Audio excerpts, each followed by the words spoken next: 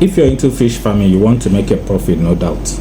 No business goes into business without wanting to make a profit. But there's sometimes that you don't look at the lines, what really gives you the profit. I've always mentioned, and I'll say it again, fish feeding costs about 60 to 70% of your entire cost. So if you mishandle that, you're going to lose a lot of money. And you can mishandle that very easily. First, you can overfeed. Okay? If you overfeed, there's going to be a lot of uneaten food that becomes waste, builds up ammonia, dissolves the oxygen in the water. It releases ammonia, encourages harmful bacteria. So you're going to be in trouble.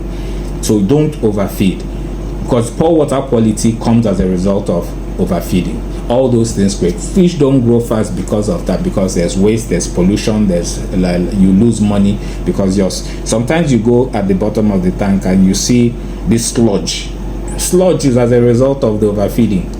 The food has sunk to the bottom and it stays there and rots and creates problems. So you don't do that. You have to do a feed conversion ratio. You have to know what ratio of food do you feed.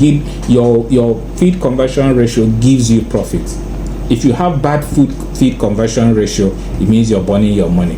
You're just throwing money away into the water.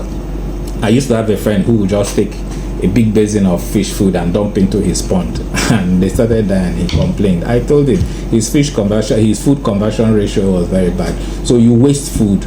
Fish become stressed because they are struggling to get oxygen and all that. So growth efficiency drops. Okay.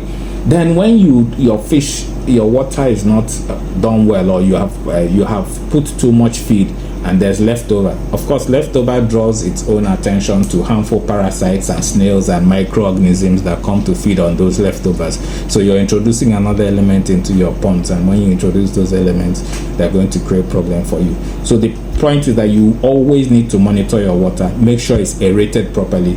You have to become a skilled technician in understanding how to manage your water, what the pH is, when to change water, what quantity to change, when to actually drain the tank completely and wash it, remove the fish and wash the tank completely and refill it. So you need to do that. So if you fix this issue, you can walk away calculating the amount of food that you need to grow your fish up to 4 months, and then you can sell and make a comfortable profit.